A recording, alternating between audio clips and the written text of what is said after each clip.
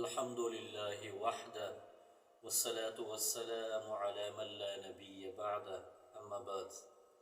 زما ګرانو ورونو خویندو او ملګرو، په طبیعي توګه موږ ټول وخت په وخت ویره لرو چې که دا پیښه شي زموږ د ماشومانو به څه وي، که دا پیښه شي زموږ د کورنۍ به څه وي، او موږ د خپل ځان څخه ډیر د خپلو عزیزانو په اړه اندېښمن یو.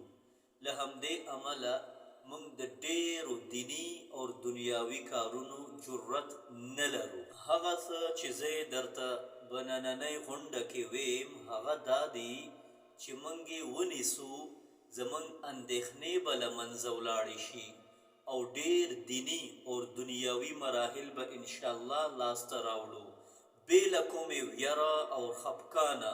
موږ باید دا فکر وکړو چې هغه راز څه دی چې په وسیله یې موږ په دنیا او آخرت کې بې پروا ژوند تیرو. هغه راز د خدای کېدل دی. خپل ژوند د الله تعالی د احکامو او د هغه د محبوب صلی الله علیه وسلم په اطاعت کې تیر کړئ.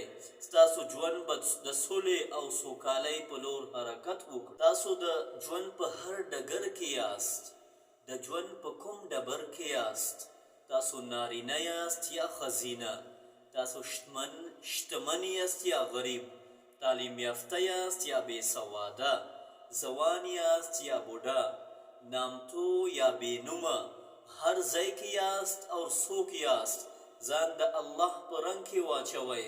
خپل ځان د محمد صلی الله علیه وسلم اطاعت ته وسپارئ.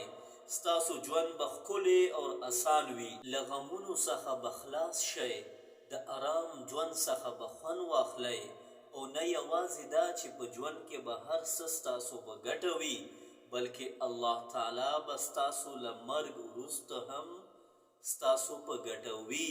هغه څنګه؟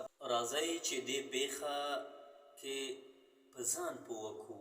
د وفات په وخت حضرت فضیل بن عیاض رحمه الله تعالی خپلې میرمنې ته وصیت وکړه چې کله ما وسپارئ زما دواړه لوڼه به د غر سر ته بوځي او اسمان طرف ته به وګوري او وبه وایي ای ربه فضیل ما ته وصیت کړی چې تر څو چې زه ژوندی وم د خپل وس مطابق مې خپلې لوڼه اوس چې تا زه د قبر په زندان کې بندي کړم زه خپلې نجونې تا ته بیرته درکوم. له جنازې وروستو د هغه میرمنې د وصیت مطابق عمل وکړه، دعا یې وکړه او په خپله بېوسۍ ډېر وژړل. په همدې وخت کې د یمن امیر له خپلو دوو زامنو سره هغه ځای ته ورسېده. ژړا یې واورېدله، د حال پوښتنه یې وکړه او ویې ویل زه د دواړو جنکو خپلو دواړو زامنو سره واده کوم. نو هغه یې له ځان سره یمن ته یوړل، مشران یې راټول کړل او په 10,000 مهرونو یې واده کړل.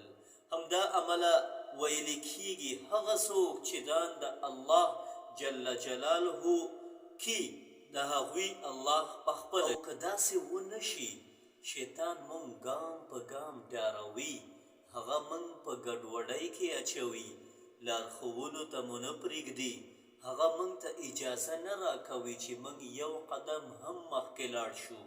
هغه مونږ په هماغه واحد کې ودروي چې مونږ پکې وو. د دغې وجې نه الله جل جلاله ته دعا کوو چې مونږ ته د توفیق راکړي چې په خپل رنګ کې مو رنګ کړي او د خپل محبوب صلی الله علیه وسلم د ژوند په طریقه مو بوزي تر څو له غم او یرې پرته ژوند تیر کړو. لا لا لا نحتاج المال كي نزداد